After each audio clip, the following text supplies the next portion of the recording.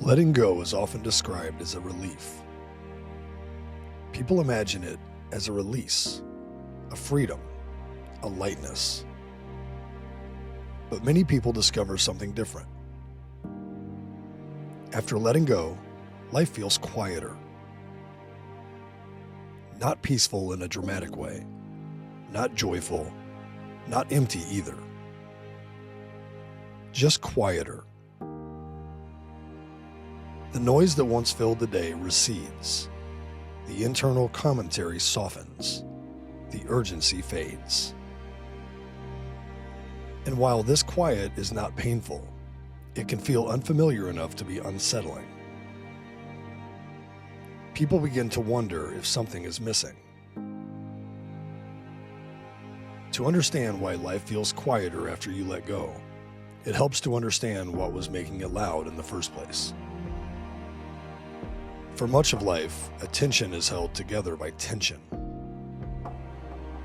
You are pulled towards something, pushed away from something, trying to fix something, trying to become something, or trying to escape something.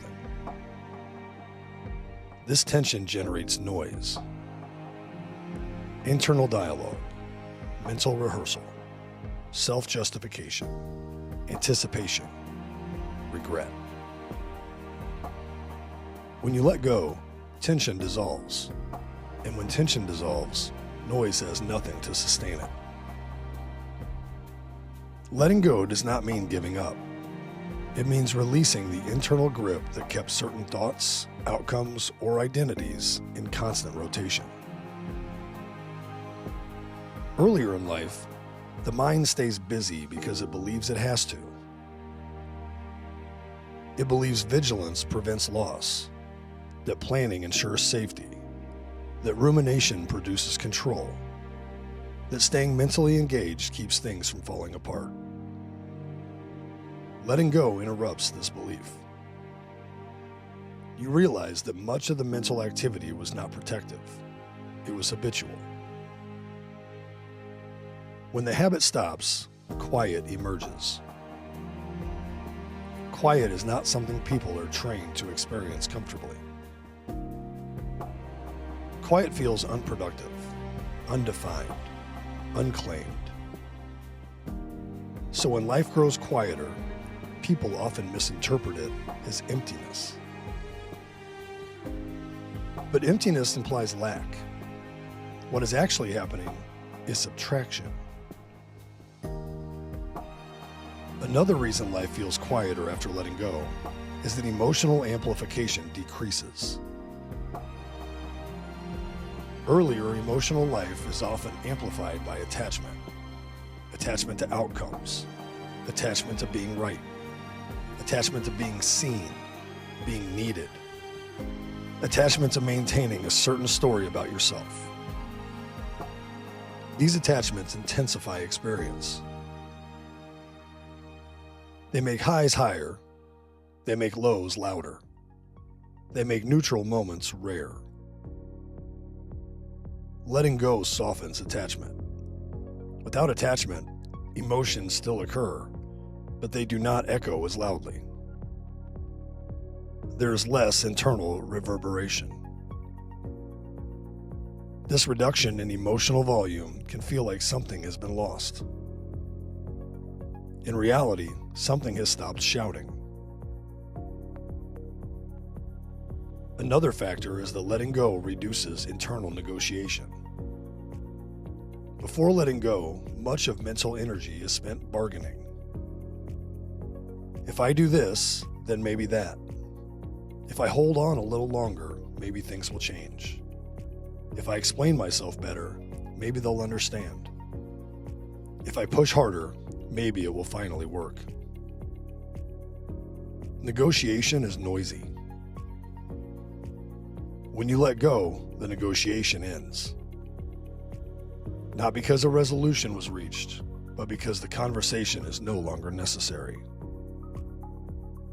Silence follows.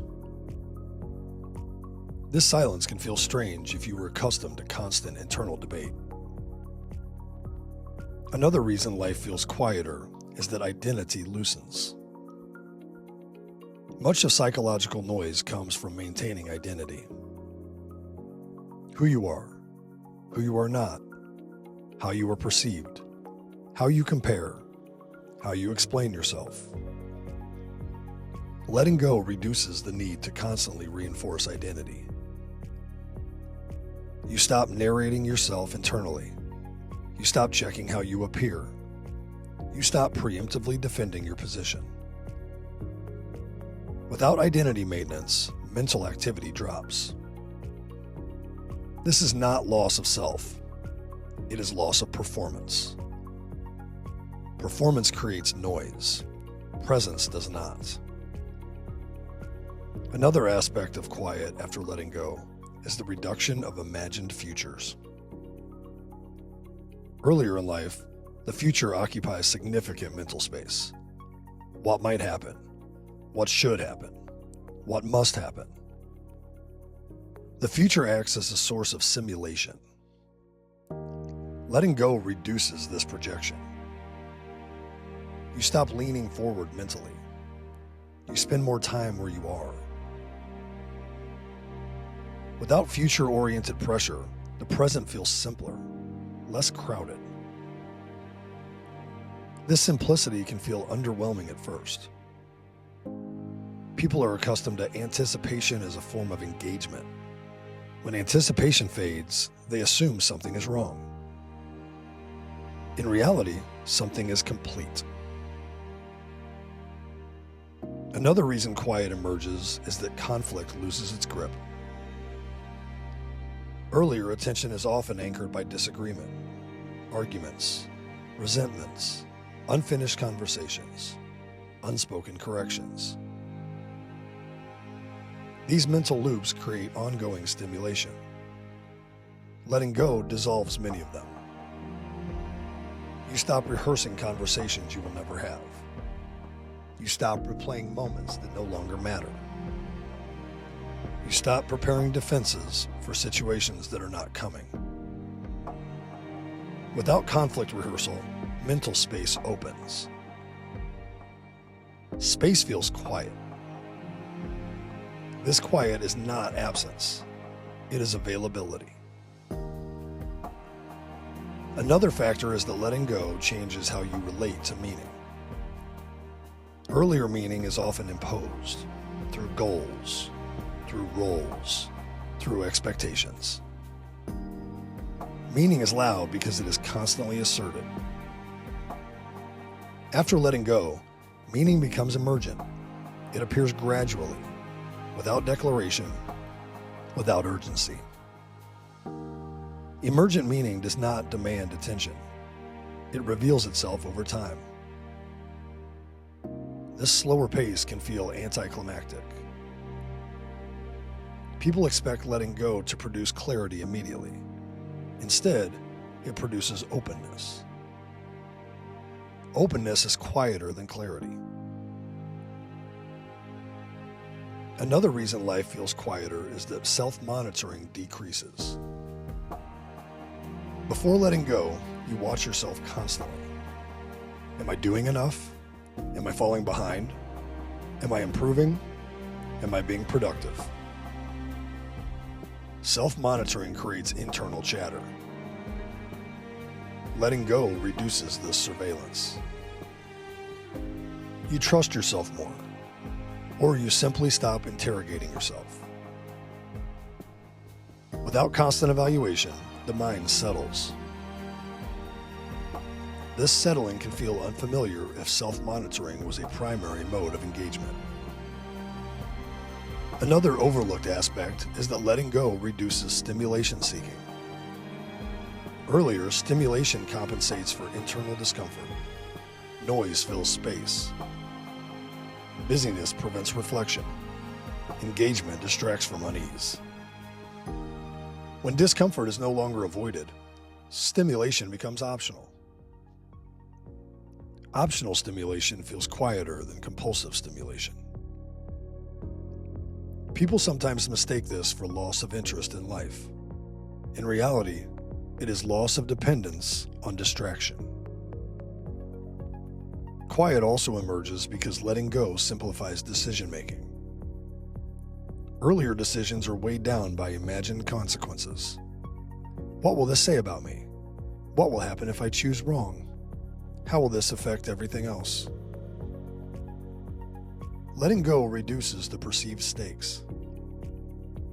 When everything no longer feels defining, choices become simpler. Simplicity reduces internal dialogue. Another reason quiet feels strange is that it exposes underlying rhythms. Without constant mental noise, you notice subtle cycles. Energy rises and falls. Attention shifts naturally. Interest comes and goes. These rhythms were always there. They were just drowned out.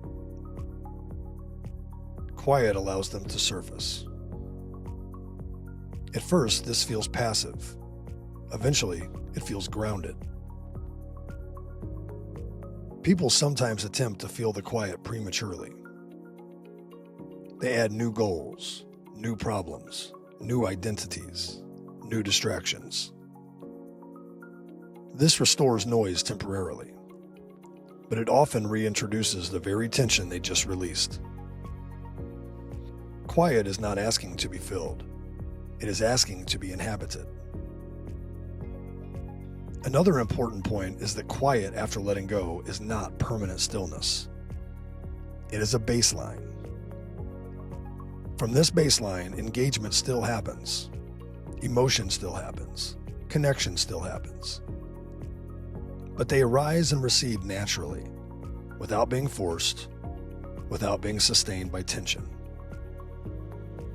Life feels quieter because fewer things demand attention, not because fewer things exist. Quiet also changes how you experience time. Moments feel longer. Days feel less fragmented. You are less rushed internally. This can feel slow if you were accustomed to constant urgency. But slowness is not stagnation. It is continuity. Another reason quiet feels unsettling is that it removes a sense of being carried. Earlier, tension provided momentum. It pushed you forward whether you chose it or not. Without tension, movement requires intention. This responsibility can feel heavy at first, but it is also the beginning of agency. Agency does not shout, it waits. Quiet makes room for it. Over time, something subtle happens. You begin to notice that quiet is not empty, it is spacious. In that space, preference becomes clearer, attention becomes more precise, engagement becomes more honest. You act because you chose to, not because you were driven, not because you were avoiding something, not because you were proving something. This way of living feels understated. It lacks drama. It lacks intensity. But it is sustainable. If life feels quieter after you let go, the most accurate interpretation is not that something important disappeared. It is that something loud stopped insisting on your attention. The quiet is not a void. It is a clearing. A place where effort is optional, where meaning is not imposed, where presence does not require justification. It may not feel impressive, but it is stable. And stability, when it arrives without force, rarely announces itself.